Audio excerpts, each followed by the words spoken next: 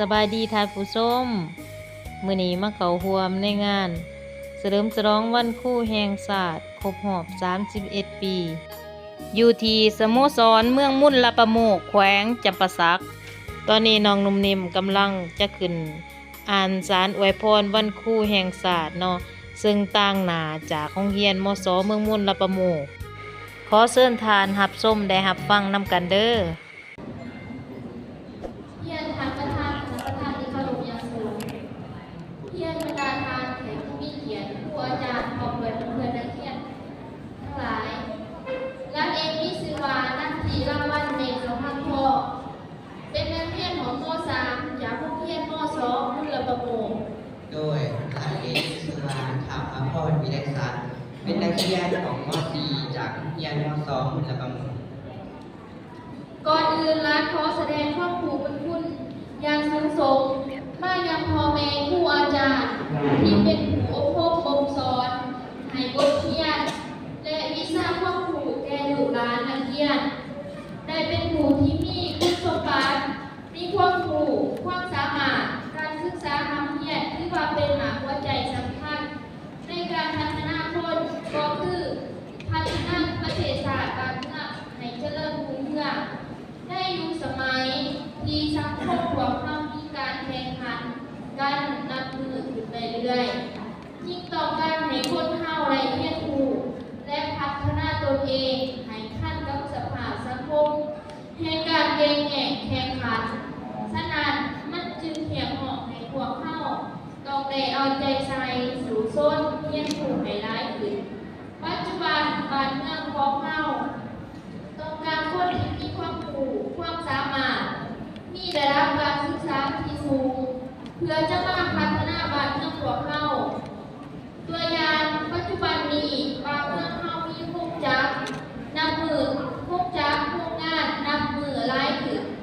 จึงต้องการคนที่มีความรู้มีวุฒิการศึกษาออกไปเฮ็ดเวียกโดยตามทัศนะของหลานคิดว่าผู้ที่มีวุฒิมีระดับการศึกษาสูงนั้นแม้มีความแตกต่างจากคนที่บ่ได้ทำการศึกษาทำเพียรเช่นว่าผู้ที่บ่ได้เรียนหนังสือหรือขาดวุฒิการศึกษาบางคนแสดงให้เห็นนับแต่การแต่งกายการบาเบาก็ผ่อนขาดก็สุภาพสุขุมคือรังผู้ที่ไหลทำเพียรหรือหายแห้งไปกว่านั้นก็พาการไปเกินไว้ในแนวทางที่บอดีเป็นต้นขีรางัดแง่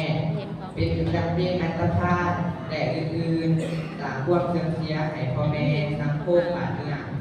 โดยอีกทนึงรัฐเองขอถือโอกาสนี้เชิญชวนบรรดาผู้เพื่อนเยาวชนวัยรุ่นทั้งหลายหันมาเอาใจใส่ศึกษาคำเพียรเพื่อให้เป็นคนคำผูกของพ่อแม่เป็นลูกศิษย์ที่ดีของครูอาจารย์เป็นคนที่ดีของสังคมเพื่อความการพัฒนาบ้านเมืองเฮาให้รุ่งเรืองชีวิตได้ในต่อหน้าโดยณโอกาสอันสง่าราศีและมีความหมายความสำคัญมือนี้พวกบ้านทั้งสองขออนุญาตตั้งหน้าให้บรรดาศิษย์สาธุศิษย์ทั้งหลายเนื่องในโอกาสท่านครูแห่งศาสตร์ตุลาครบรอบ31 ปีเดือนนี้ขออวยพรใจอันประเสริฐมายังพ่อแม่ครูอาจารย์โดยพันกันได้สารอวยพรวันนี้ขออนุญาตครับเก็บเอาดวงดอกไม้มาลาซอซอนหอมพร้อมยิ่งยอดยังโยมและความนิ่งน้องพร้อมจำตามาลาบัวพวกอากาศบวกยินดีผืนเทิดไว้ตุลาจงไรใจหางขนาดงามยุคนี้ผู้มีญาณหย่อนแจงแง่งโลกวิสัยทัศน์พัฒนาในไก่ฉลาดและแรงพอก็สร้างโกกำปั้นเป็นสารแนวทางผู้ยุคใหม่สีวิไลเด็กกับทันหาวยุคสมัยเทนาอยู่ทันแถวออกหาสมัยในพัฒนาเทคนิคทางวิชาการเรียนพันธยายใส่เครื่องมีแม่ไห่กลไกวิทยาศาสตร์สามารถเบิกแจงทุกแห่งของโลกนี้มีใดทุกอันไทยนาเสียสละคำพอล้อมรอสุขศิษย์ยืนอยู่แถวทันเนินออกประสานประเสริฐนาเป็นโมโคไซกะนั่งผ้าเป็นตัวแบบฝึกแอมเพียรทำผูสู้บทบาทเพียรแหกออกแบบเปลี่ยนเป็นคนเทนา ผู้เอ๋ยศีลธรรมผู้อยู่ต่างทันเทียนคุณสมบัติจรรยธรรมจรรยาบรรณหาดคุณคณิไวยทรงชื่อคุณคู่คำคือคู่ข้ามคนประเสริฐเลือดปัญญายาเข้มบอจันเสียงผิวเพียงพร้อมสบาย สิ้นออกพกไว้พ่อไห้แส่ยาโศกสุขสันต์ผู้อาจารย์ทั้งปวงผู้บริหารผักพอกอานุเมื่อเจ้าหมันวันนาไซเซงซองสุขภาพตลอดวัยนางพวกช่วยโศกหายหายเสียงสุอัน กำล่างเพราะหันหืดหาวอาล่างเกลือนทันแข็งซุ้มเงินแห้งโก้มใจหมอว่าถวายไหวให้ลาซุ้มเสือตา